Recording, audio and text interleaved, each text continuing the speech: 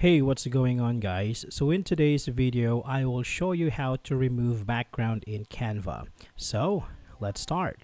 So first, log into your Canva account, and for this one you need to have a pro account. So removing background requires you have a pro account. So with that being said, let's start. So first, go ahead and click on create a design, and from here let's go with poster. Alright, so here go to uploads and upload the picture that you want to remove the background from. So in this one, let's use this picture for example.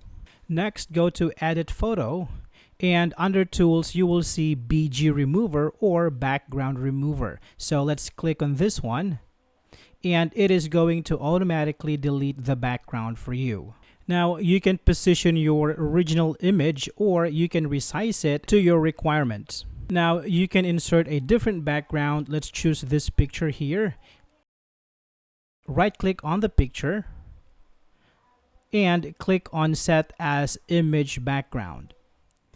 Alright, so there we have it, guys. This is how you can remove background in Canva. I hope this video is helpful for you. Thank you for watching, and I will see you on the next one.